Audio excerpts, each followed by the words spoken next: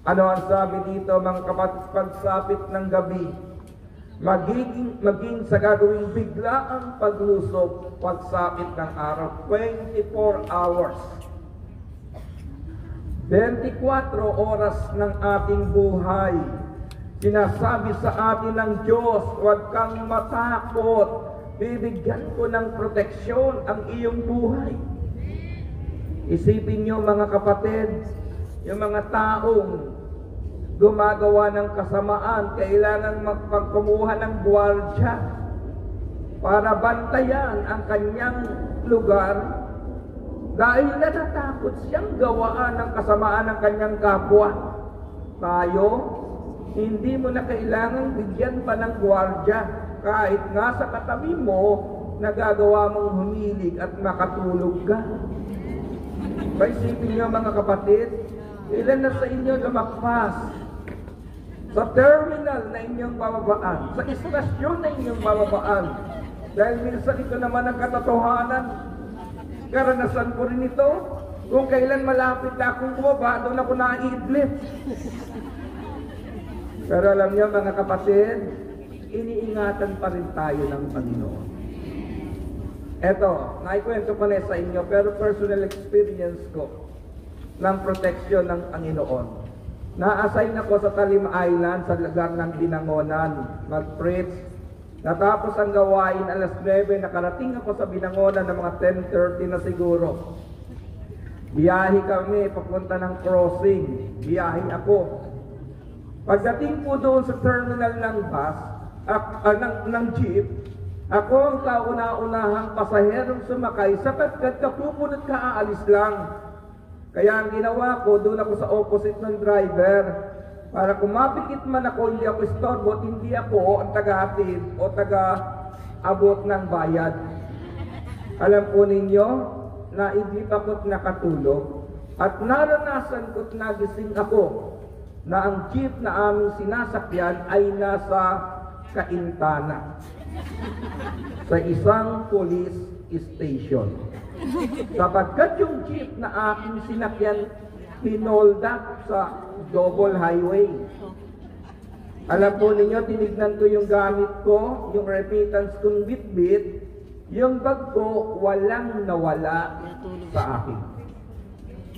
Kaya lang, mayroong isang nagsabi doon sa pulis, pakiimbestigahan niyo ang mamang yan. Kasi inabutan namin yan sa loob na ng jeep at siya lang ang hindi pinakialaman ng mga holdapan, baka kasabwat yan, nakatulog lang. Alam po ninyo, simple lang ang aking ginawa nung tinanong ako, ipinakita ko yung mission order ko ng gawain ng Panginoon. May pirma ng servant leader. Sabi ng pulis, sabi niya, ay, preacher yan ni El Shaddai. Hindi yan gagawa ng di mabuti. Di ba nakatutuwa kapag worker ka sa gawain ni El Shaddai, alam nila hindi ka gagawa ng mabuti? Kaya walang mga workers dito na chismosa. Parang hindi kayo maniwala sa sinabi ko. Parang bigla kang natahimik dyan Di ba? Pero ilagay niya sa inyong puso. Yan ang pagkakilala nila sa atin. Kapag nasa gawain ka ni El Shaddai, ang gagawin mo ay mabuti.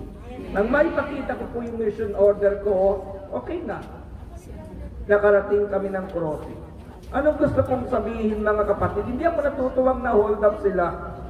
Ang gusto ko lang sabihin, kahit may panganib na iniaalok sa akin ng mundong ito, may kamay ang Panginoon upang ingatan ka 24 hours ng iyong buhay. Amen. Ika-4 mga kapatid, verse 11 and 12. Susuguin niya maraming anghel, silang susubaybay. Kahit saan baboy ka maparoon, tiyak iingatan.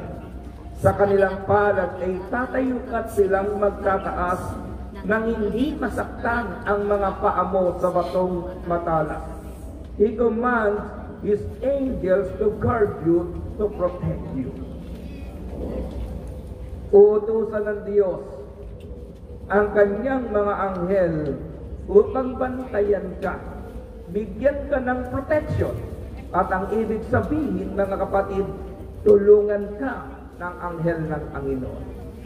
Kapag pinag-usapan ko yung anghel, una siyempre iniisip natin, yung tinatawag na spiritual angel, mga kapatid. Yung ating guardian angel, yung nagpapaalala sa iyo, huwag ka munang tumawid. Kapag sinunod mo, iingatan ka ng Diyos. Huwag kang tumaliwa. Diretso lang uwi ng bahay. Kapag pinakinggan mo yung anghel mo, iingatan ka ng Panginoon.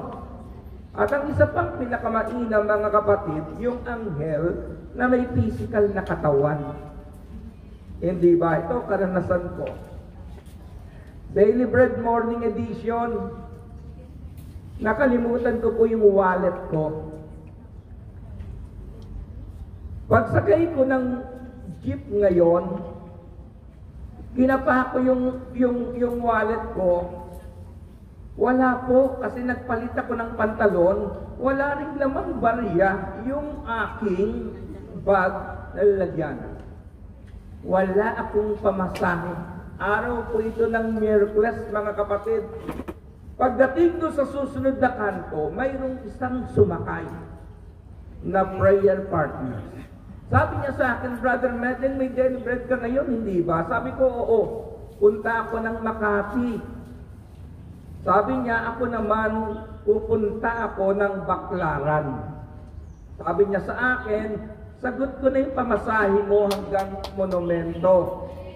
Okay, nasa monumento na ako, kakapalan ko na lang ng kaunti, sasabihin ko, sister, nakaiwan ako ng wallet ko, pero hindi kasi ganoon kagaang akong magsalita pag pera na ang pinag-usapan.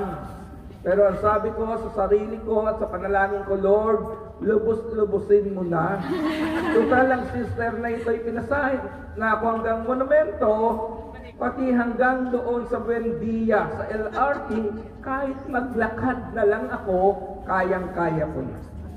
Alam nyo, ikinuha ko ng ticket pa Buendia. Bago bumaba ako ng Buendia, nagbigay ng 100, ang sabi sa akin, Brad, pagkatapos ng daily bread, magmerienda. Amen? Tingnan niyo, mga kapatid, na-share ko yun na mag-radyo ako. Pinadalahan ako ng anghel ng Panginoon sa umagang ito. Isang sister na hindi ko kilala, pero inihatid ng Panginoon. Bakit? Di papayag ang Diyos ng kanyang anak ay ipahiya ng mundong ito. Tutulungan tayo ng Panginoon ano man ang sitwasyon na ating pinagdaraanan. Ikalima, mga kapatid, Psalm 91 verse 14, ang sabi ng Diyos, aking ililigtas ang tapat sa akin, at iingatan ko ang sino mang taong ako'y kikilanglin. He will rescue you. He will rescue you. Basahin ko po, mga kapatid, unang pangako, He will protect you from every trap and diseases. He will cover you and give you refuge. You will not fear the terror of night, arrows by day, in deadly pestilence. He commands His angel to guard you, to protect you. He will rescue you. Sa Old Testament, mayroon po akong paboritong Bible character na kapag itinayo ko sa aking pangangaral, pwede kong ihatid ng mas malinaw kaysa sa ibang mga Bible character na kilala ko rin at alam ko ang kanilang background. Ang binabanggit ko po si Joshua, mga kapatid. Si Joshua ang tinatawag ng Biblia na second great leader ng Israel pagkatapos ni Moises. Si Joshua nasa panahon ng kalungkutan nang ibagsak ang wall of Jericho sapagkat namatay ang kanilang leader na si Moises. Si Joshua ang pumalit at naging leader sa bayang Israel for almost 52 years. At alam po ba ninyo, mga kapatid, sa loob ng 52 taong pagiging leader ni Joshua, ni minsan hindi nalupig o natalo ang bayan ng Israel. Nabawasan sila ng 36 na tauhan nang lusubin nilang maliit na bayan ng Ai, pero napugkog nilang bayang ito at naging matagumpay si Joshua sa panahon ng pagiging leader ng bayang Israel. Pagkatapos po ni Joshua, doon pumasok ang mga hukom. Pero balik tayo kay Joshua, mga kapatid. Tingnan ninyo, may isang pagkakataon na pinatigil po ng Diyos ang ikot ng panahon. Ang buwan ay nanatili sa dako ng kanyang kinalalagyan at ang araw, magkubkob lang ni Joshua ang kanilang kaaway. Anong gusto kong sabihin, mga kapatid, sa Panginoon? Ang Diyos na nagligtas sa bayang Israel noong unang panahon, yan ang El Shaddai na ating tinatawagan ngayon. Yan ang El Shaddai na sinasambit ng ating mga labi. Kanya-kanya tayo ng karanasan sa gawain ito. Naranasan po namin, mga kapatid, na habang nagagawain yung states natin sa PICC, nilipad ng malakas na hangin. Pero wala pong tumama kahit bumagsak sa aming harapan dahil may Diyos na nag-iingat ng ating buhay. Amen. Naranasan ko na natatawid ako, pero tila may pumigil sa akin.